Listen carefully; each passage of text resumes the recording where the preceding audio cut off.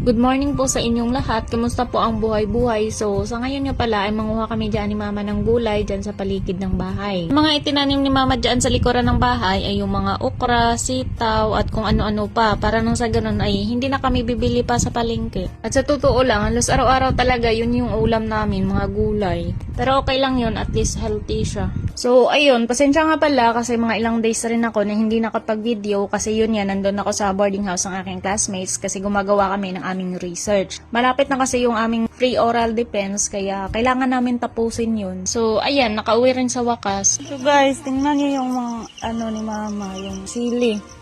Bakit ganito? Ito yung mga pananim ni Mama sa paligid. Ayan. Okra, kadyos, sitaw. So ito, manguha din tayo nito ng talbos ng kamote.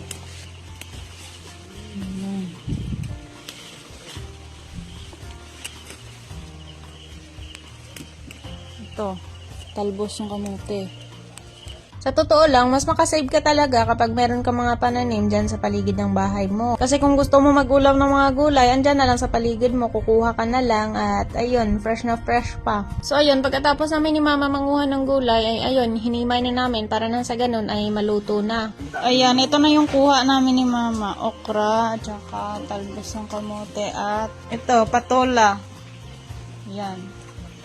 So, ito yung uulamin namin sa agahan. So, ayun, ang gawin naming pagluto dyan sa saikwa or patola ay igisa muna namin tapos lagyan ng noodles. Tapos yung okra naman ay ilalagay lang namin dyan sa ibabaw ng sinaing. Tapos, ayun, parang naka-steam lang siya, ganun. Tapos maluluto lang po yan. Ewan ko lang sa inyo kung ginagawa nyo rin to. Sa amin kasi, ito yung way namin para na sa ganun ay hindi masyado malata yung okra. Isa kasi yon sa mga itinuro sa amin ni Mama para mapabilis daw yung pagluto. At para nang sa ganun ay matuto na rin kami. Halos lahat naman kasi ng mga bagay na natutunan namin ay galing din naman talaga kay Mama yun, except na lang siguro yung pagbabasa at pagsulat kasi yun nga, gaya ng sinabi ko ay wala talaga si Mamang alam sa pagbasa at pagsulat. So ayan, kinuha na nga pala dyan ni Mama yung okra na nilagay ko sa ibabaw ng sinaing, tapos ayan, luto na. So ayan na yung ulam namin, talbos ng kamote, tapos in-steam na okra, tapos ito may bagoong, ayan, yung saikwa na merong noodles, tapos ayan yung kanin namin, pinaghalo-halo na mais at saka palay. So ayan, samahan niyo po kami kumain.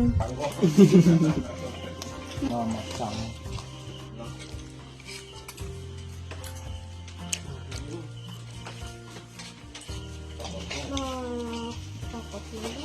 Okay, oh. Ay, hindi gamay. Ay. Mawar.